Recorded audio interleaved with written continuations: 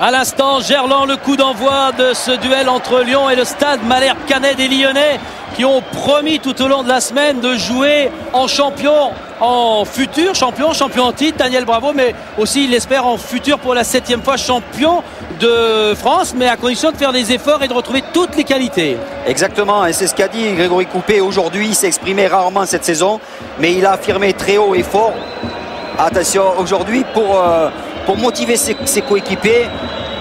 Il a dit certes il y a de la qualité individuelle, mais aujourd'hui on a besoin plus que jamais de la solidarité, de montrer qu'on est une grande équipe. Lance bien dans ce couloir, Grosso, mais l'Italien est devancé. Et cette balle est repoussée jusqu'à Nivet qui lui est passé. Karlström s'est manqué, un 3 contre 3. Nivet qui lance bien un Gouffran qui va se présenter pour centrer tout près de la surface. Oh, c'est un excellent centre. La possibilité pour Malherbe d'ouvrir le score. Et la balle est à côté, à gauche des poteaux de Coupet. Quelle occasion après 21 minutes, occasion d'ouvrir le score pour Malherbe. C'est plus de l'engagement mal maîtrisé que de la méchanceté.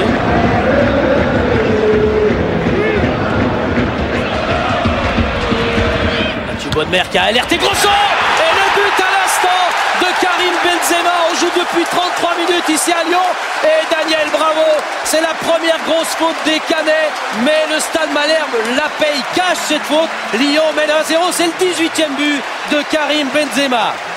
Oui, les Canets qui avaient défendu à merveille jusque-là, et finalement c'est le joueur le plus combatif, c'est Proman qui commet cette erreur. Regardez, il veut laisser sortir ce ballon.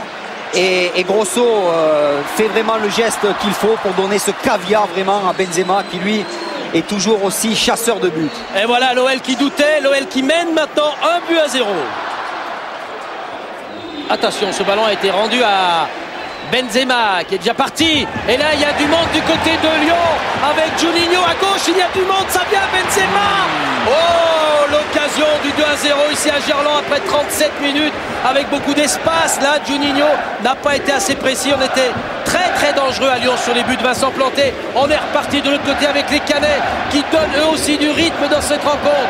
Gouffran, on est tout près de la surface de Grégory Coupet. Le centre et l'égalisation à l'instant. Grégory Coupet qui est trompé.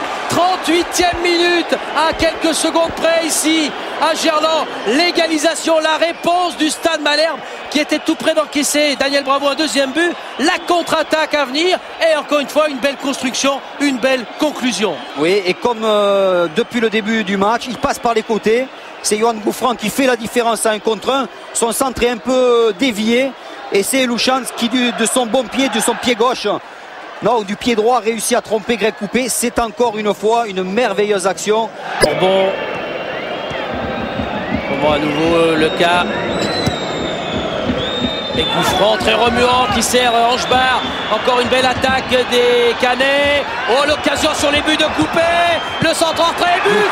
Quelle combinaison et quelle récompense pour cette équipe du Stade Malherbe-Canet.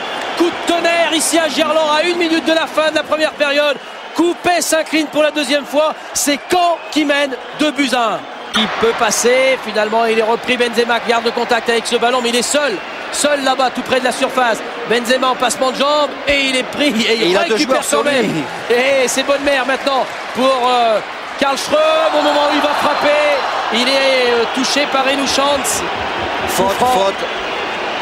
Faute, mais il n'y a plus Juninho. Et il y aura du mouvement bien sûr sur les bancs des remplaçants, notamment bien sûr on pense au Lyonnais Lucien Dabila, parce que tout ce qui est frais à Lyon ce soir va être lancé dans cette bagarre. Alors le coup franc des Lyonnais pour être tenté de revenir après 54 minutes dans ce match, au moins dans un premier temps au score. C'est Benzema avec la balle bien placée, il est dedans. Le but de Benzema au moment où on évoquait de possibles changements, car depuis 8 minutes dans cette deuxième mi-temps, Lyon était complètement perturbé. Eh bien Lyon en infériorité numérique se relance dans ce match, doublé de Benzema. Oh, c'est un ballon donné juste dans la course de Réveillère. Ballon à l'avantage des Lyonnais. Réveillère pour Govou dans la surface. Govou qui est pris. Et Benzema qui la met au-dessus. Incroyable ici à Lyon. Regardez le chronomètre, 70e minute. Benzema tout près d'un coup du chapeau, tout près surtout de ce troisième but, synonyme d'avantage pour Lyon. Oui, il y a ce bon débordement de Réveillère. Regardez Govou. Il fait une pénétration superbe, le dégagement d'Ashbar, et là Sorbon est pris, et trop de finesse. Le Benzema veut faire une petite louche. Regardez comme c'est beau, mais c'est difficile parce qu'il est près du but, mais le gardien était au sol. C'est certainement ce qu'il fallait faire. Juninho, on vous le rappelle, n'est plus là dans ce match depuis la mi-temps. C'est Kim Karlström pour un des coups de pied les plus importants peut-être de la saison pour l'Olympique Lyonnais. La balle est dedans, c'est sur la barre. La balle était partie, frappée d'excellente façon par Karlström. Et c'est la transversale Daniel Bravo qui repousse ce ballon. Ouais, superbement tiré. Il n'y a pas de Juninho. Benzema marque sur coup franc. Et là, on a vu côté droit, c'est Karlström avec son pied gauche qui frappe magnifiquement, mais sans réussite. Florentin est rentré dans ce match depuis 20 minutes. C'est l'un des hommes du côté malherbiste, l'un des hommes les plus frais. C'est lui qui va frapper à 5 secondes de la fin de ce match. Et c'est dedans. Oh, l'exploit. Quel exploit. Comment Grégory Coupé est allé chercher ce ballon. Vous voyez à l'instant l'image de Franck Dumas qui pensait pouvoir décrocher le gain de ce match.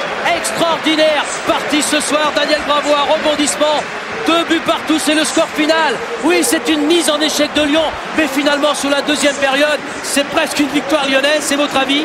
Oui, parce qu'ils ont su à 10 revenir au score face à une très très belle équipe caennaise. Donc chapeau à cette équipe de Lyon. On a senti du doute par moment, on l'a senti vaciller, mais ils ont su se comporter vraiment en grand champion.